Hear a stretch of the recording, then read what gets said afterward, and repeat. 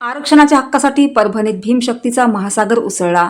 Republican सेनेचे प्रमुख आनंदराज आंबेडकर यांच्या प्रमुख उपस्थितीत हजारो भीमसैनिक रस्त्यावर उतरले आणि ब-क-ड उपवर्गीकरणाविरोधात जोरदार एल्गार पुकारला। अनुसूचित जाती आरक्षणाच्या ब-क-ड उपवर्गीकरणाच्या विरोधात परभणी शहरात संविधान बचाव भव्य मोर्चा काढण्यात आला। या मोर्चाला रिपब्लिकन सेनेचे प्रमुख आनंदराज आंबेडकर यांची प्रमुख उपस्थिती लाभली।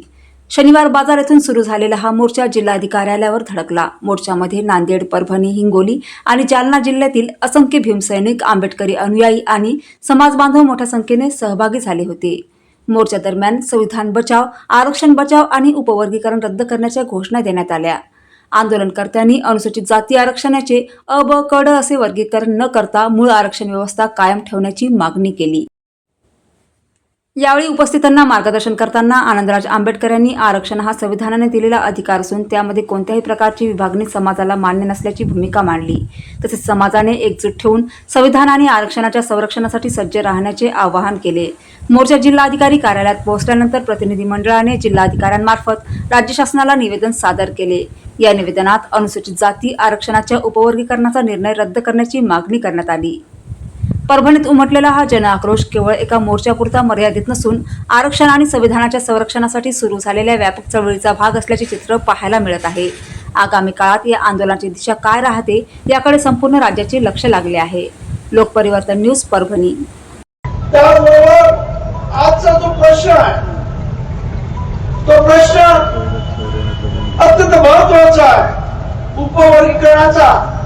आपल्याला असं वाटत असेल उपवर्गीकरण झालं तर काय बिघडणार आहे?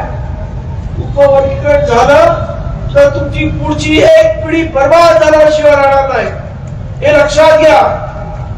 कारण उद्या उपवर्गीकरण झालं आणि जर अनुसूचित जातीमधल्या जागा भरायची जेव्हा वेळ येईल तेव्हा तुमची मंडळी तिथे आलीच असतील आणि त्यामुळे रोस्टरमुळे आणि बिंदू दाबावलीनं तुम्हाला कमीत कमी 15-20 वर्षानंतर तुमचा नंबर लागेल, त्याच्या आधी लागणार नाही परिस्थिती आहे।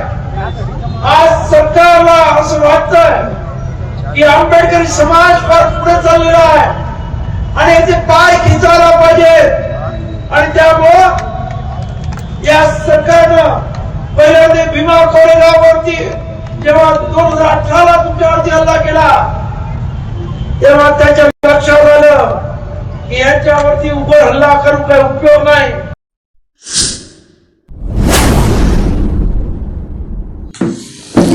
लोक परिवर्तन न्यूज लाईव्ह, लोकशाहीचा बुलंद आवाज।